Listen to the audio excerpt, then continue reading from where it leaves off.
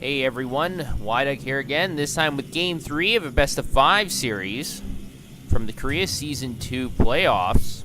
And in quarterfinal action here on Gwangali Beach, we've got spawning in the top right as the Blue Terran, who is also currently up 2-0 in this series. So you've got STX Soul's Innovation.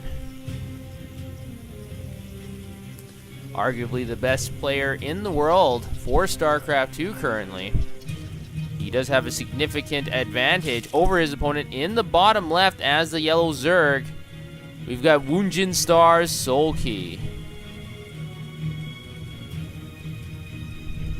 But one thing to take note of is last time in the Korea Season 1 final, Soulkey was able to come back from 3-0 to win the next 4 games to take the series.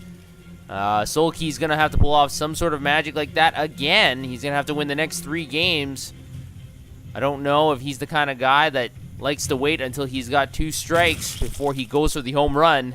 I don't think that's necessarily a very good idea. But it does happen on occasion. So we'll have to see if Soulkey can bounce back, maybe force a game 4 at least. Innovation, obviously, is probably thinking about that in his mind, about the fact that he wasn't able to close it out last time. This time, he really wants to finish it off, and I think he's going to be going for 14 CC. That's exactly what it looks like. He's saving up 400 minerals. It's just going to be on the high ground. There we go, a much safer play. Soulkey is going for hatchery first, so both players are playing a very standard game, not going for any cheese.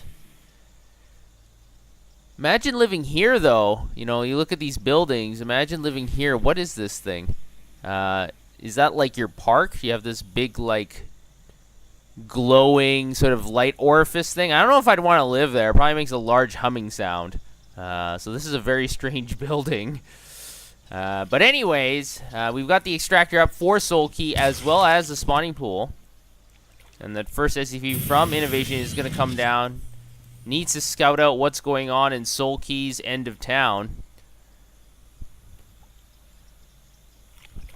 And I'm one of the guys that really think scouting is imperative for success. I think that some players don't think scouting's very important, but I think scouting is very important. It can really give you an edge, let you know what's coming up.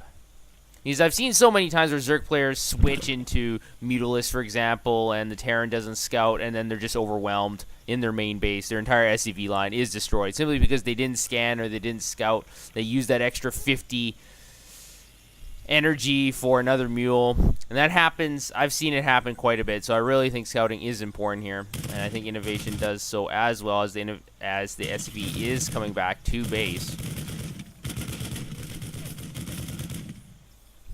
Now this is a very good location for the Overlord to park themselves by these skyscrapers. The Marine is not able to spot them. And Innovation is going to be landing his second orbital pan at his natural, and he's beginning his wall off. So very conventional play by Innovation. Now Soulkey is whacking away at this unit slash name slash unbuildable rocks d ... I think Gwangali Beach, the map editors really need to change this. This looks kind of sloppy. But anyway, I think Soulkey wants to take this as his third. Now, he could take this as his third, but it is a little bit farther away by ground, so it is a little bit difficult as a Zerg player, because Zerg players generally, you want 3 bases by about, you know, the 7-8 minute mark sometimes. You want to be 1 base up over your Terran opponent. But this base is a lot safer to defend, because it is closer. But unfortunately, like I said, there is this unit slash name slash unbuildable rocks in the way. But maybe Soulkey's going to be putting a hatchery here anyways. Yes, we are. So he's going to be taking this as his third base. The rocks are just taking too long to whack away.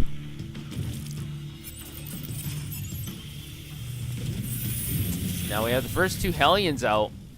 And the factory is going to get lifted. So it looks like Innovation is not going to be building any more Hellions. In fact, he's building tanks. So interesting switch. He just has 2 Hellions. So these 2 Hellions, what are they going to be used for?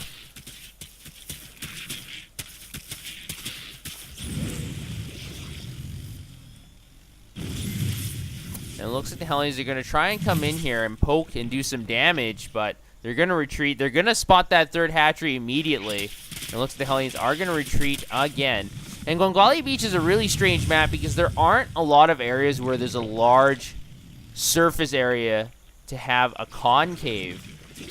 So this isn't like Derelict Watcher, for example, where there's a large area to attack. So Hellions, I feel, are not that effective because their advantage is speed. And since there isn't that much area to maneuver around, then Soulkey, with the range of the Queens and, you know, a few reinforcements of Zerglings, is able to keep these Hellions at bay much more easily.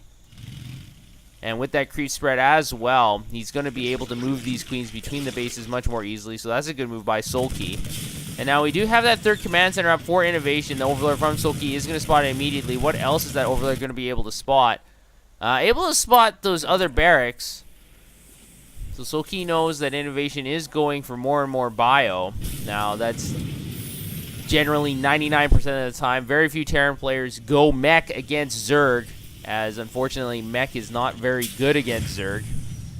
Terrans generally need that mobility of those stimmed bio units. And here we go, 2 more barracks are going down, and at the same time Innovation is going to try and land his orbital command, but there's a whole bunch of Zerglings here, so it looks like he might be opting for this StarCraft 1 stage. Look at that really damaged Vulture there. At least it has 1 kill. The Marines are going to come in here and focus down on that unit slash name slash unbuildable plates. Try and land it on this sound stage. At the same time, Soulkey is getting his 4th, so it looks like he's going to have a lot of economy to back up his army. 1-1 is almost finished as well, and Innovation is slightly behind in upgrades. And we've got lots of tech structures on the way for Soulkey as well. We've got a Baneling's Nest and a Spire, and Innovation hasn't spotted any of this. His scouting is very rudimentary, basically only seeing the hatcheries. And so with that Spire coming in, if Innovation doesn't spot it, Soulkey might be able to do a lot of damage with surprise mutas. And at the same time, he's getting a macro hatchery at his main, so he wants to pump out those units. Innovation does take his 3rd successfully. And I find it funny that neither player has really scouted this bottom right base. Sometimes this bottom right base can be a really good base to take because it is a kind of a ninja base to take. But it is hard to defend because it's so far from both players. Now, the Hellion is coming down the south side of the map on this, literally the creep highway. This is a highway with creep, so it is literally the creep highway, but it is destroyed easily. Now, Innovation is going to boost a medevac in here. Interesting play. There's nothing in this medevac. I can't remember the last time I've seen this sort of play where you just kind of fake out your opponent with an empty medevac. And that medevac is just for scouting, so interesting move by Innovation, able to see a lot of those tech structures, and that medevac is going to safely boost away to his reinforcements near the middle of the map. Now, we do have 2-2 on the way for both players, though we also have Mutalisk coming out to supplement these Zerglings and Banelings, and this can be a lethal combination against Marines and Marauders. Now, Innovation is coming in here, rampaging through, blowing up a lot of these creep tumors, so the Zerglings are going to engage, and they're going to fall back now. But it looks like this 4th base is going to be under attack. These Marines and Marauders are stimming and kiting away. A lot of the mine connections are able to kill a lot of those Banelings. Marines do get destroyed from that green acid, but it doesn't look like much damage was done there. And now the Marines are going to be falling back. Too many Banelings and Mutalisks reinforcing this position.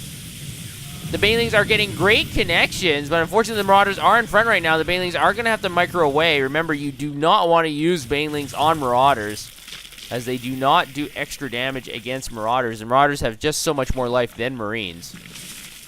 I guess one of the issues with this map is because of the water, it stylistically looks good, but it's difficult sometimes to see the creep tumors and units. If you take a look, it kind of looks like, you know, they're half in the water and half not. And like I said, graphically it looks okay, but when you're playing or watching, sometimes it's a little bit distracting for me. Not sure if other people have had this issue, but for me, I find it a little bit distracting. So I'm not a big fan of this. But it is what it is, and both players are amassing huge armies. Both are at about 160 supply. Resources lost is in favor of Innovation, almost 2-1. A scan does go down.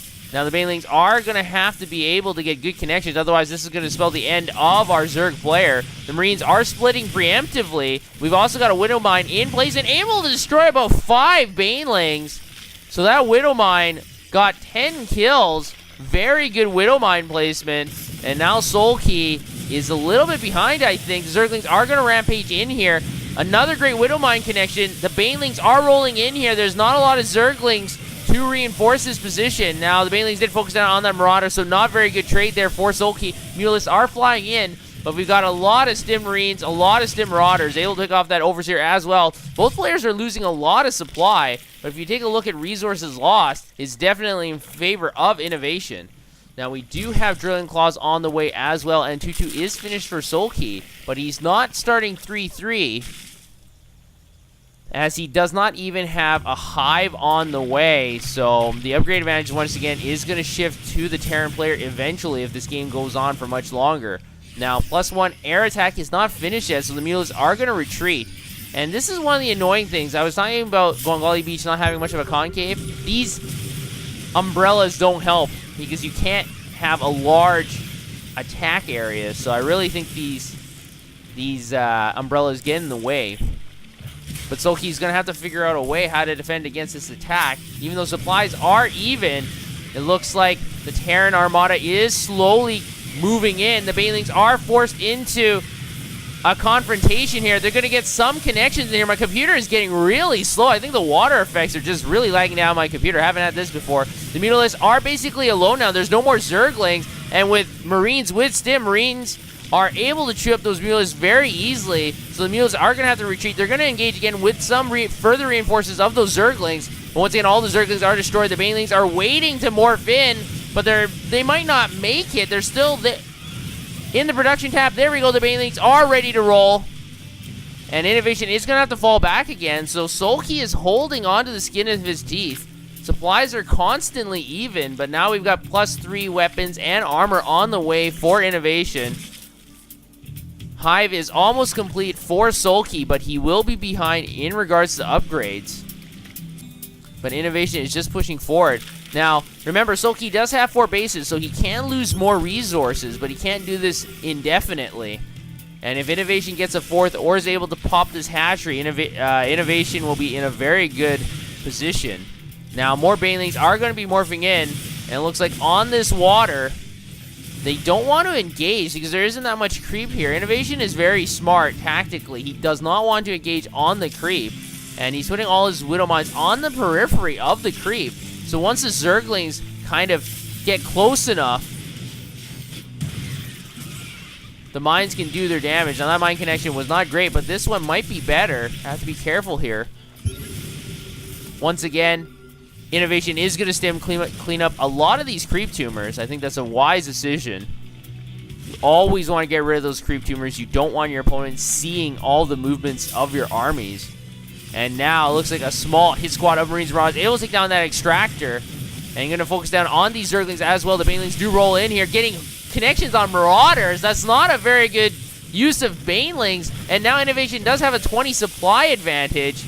So that was not very good by Soulkey, and now this may be the turning point, losing all those Banelings on just a few Marauders. Soulkey is still trying to hold on to this base, but now this lone Marauder is attacking these drones, and that's just so annoying. That Extractor is also not going to make it, and now the Mutalists are going to reinforce this position, and Soulkey really needs good Baneling connections to turn this around. He is down by 20 supply. Innovation is almost maxed out.